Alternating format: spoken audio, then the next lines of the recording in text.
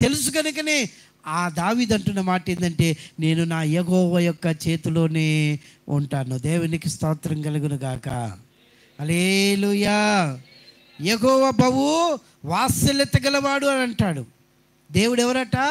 బహు వాత్సల్యత కలిగినటువంటి వాడు. వాత్సల్యత కలిగినటువంటి దేవుడు కనుక మనుషుని చేతిలో పడకుండా నేను నా దేవుని చేతిలోనే పడతాను. ఎందుకంటే నా దేవుడు నన్ను కాపాడడానికి ఆయన సమర్థత కలిగిన దేవుడు.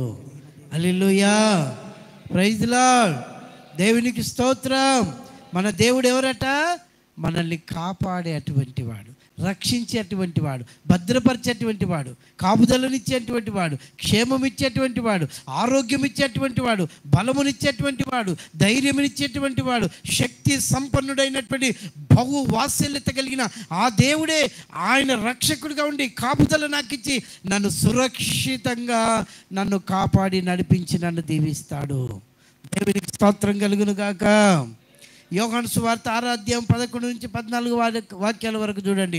అక్కడ 5 రొట్టెలు 2 చేప పిల్లల్ని 5,000 మందికి పంచిపెట్టంగా ఇంకా 12 గంపలు ఎత్తుతారు.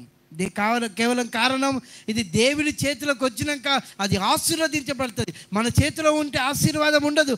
ఏ వస్తువు అయినా నువ్వు దేవుని చేతికి అప్పగించు, డబుల్ పోర్షన్ వస్తుంది నీకు. ఏదైనా నువ్వు దేవునికి ఇచ్చి చూడు, 2 ఆశీర్వాదం వస్తుంది నీకు.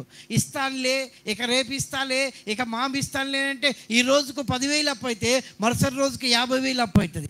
ఎప్పుడైతే నీ మనసుకు వచ్చి ఇవ్వాలనుకున్నావో ఇచ్చేసావనుకోండి, 2 ఆశీర్వాదం పొందుతావు. ఆ దైవజనుడైనటువంటి ఏలియా మీద ఉన్న అభిషేకం ఎలీషా మీదకి ఎలాగా వచ్చేసిందో 2 అభిషేకం మన మీద కూడా దేవుని సన్నిధిలో దిగి వస్తుంది. ఎప్పుడు తెలుసా? నువ్వు తీసుకున్న తీర్మానం కరెక్ట్గా అయినప్పుడు, నువ్వు తీసుకున్నటువంటి నిర్ణయం కరెక్ట్ అయినప్పుడు, నువ్వు అనుకున్నటువంటిది అనుకున్నట్టుగానే జరిగించినప్పుడు తప్పక దేవుడు నీ జీవితంలో ఆయన అద్భుతమైన కార్యము జరిగించునుగాక. హల్లెలూయా.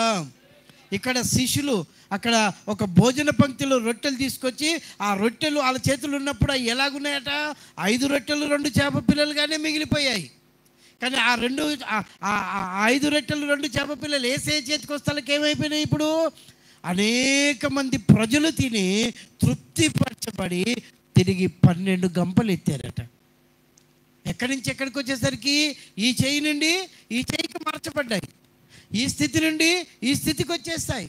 మనం కూడా మన చేతిలో నుండి యేసయ్య చేతిలోకి ఎప్పుడైతే వెళ్ళిపోతామో, మన చేతిలో మనది మనం కాకుండా, మన మనసు కాకుండా, మన ఆలోచన కాకుండా, మన సమస్తము దేవుడని దేవునికి ఎప్పుడైతే మనం అప్పగించుకుంటామో మన జీవితంలో దేవుడుండి గొప్ప కార్యములు జరిగించునుగాక. చాలిన దేవుడుగా ఉండి అద్భుతాలు చేయునుగాక. నేను నా స్వబుద్ధి, నేను నా ఇష్టము, నేను నా యొక్క ఆలోచన, నేను నాకు కష్టం వచ్చినట్టుగా చేసుకుంటాను అనుకుంటే ఏది చేసినా నీకు నష్టమే తప్ప ఆశీర్వాదం నువ్వు కనులారా చూడలేవు. నువ్వు ఆశీర్వాదం కనులారా చూడాలంటే ఏం చేయాలో తెలుసా బిడ్డలారా? నీ జీవితాన్ని యేసయ్య చేతిలో పెట్టాలి. ఎక్కడ పెట్టాలి? నువ్వు వివాహం చేసుకోవాలన్నా, నువ్వు జాబే చేయాలన్నా, లేకపోతే నువ్వు ఇంకా బిజినెస్ చేయాలన్నా, నువ్వు వ్యాపారం చేయాలన్నా, నువ్వు ఇంకేదైనా పై స్థాయికి వెళ్ళాలన్నా, నువ్వు ఇంకేదైనా వ్యాపారం చేయాలన్నా, ఓ ఇల్లే కట్టాలన్నా, ఓ సొమ్మే తీసుకోవాలన్నా, ఒక వాహనమే కొనాలన్నా, ఏది చేయాలన్నా నీ చిత్తము కాదు, కానీ దేవుని చిత్తానికి నువ్వు అప్పగించుకోవాలి, దేవుని కార్యానికి అప్పగించుకోవాలి. ఈ దినం నాకు పెళ్లి కావాలి ప్రభువా, నేను వివాహ వయసుకు వచ్చినా, నాకు పెళ్లి అవసరం, ఈ కార్యము నీ ద్వారానే జరగాలని నువ్వు నిశ్చయిత కలిగి నిర్ణయం చేసి ఒక ఒడంబడిక చేత విశ్వాసం కలిగి దృఢమైన సంకల్పం చేత నువ్వు ప్రజల వైపు కాకుండా, లోకం వైపు కాకుండా, ఎవరి వైపు చూడకుండా దేవుని వైపు చూసి నీ ప్రాణాన్ని దేవుని చేతిలో పెట్టు. విత్ ఇన్ సెకండ్లోనే దేవుడు గొప్ప కార్యం చేయునుగాక. హల్లెలూయా.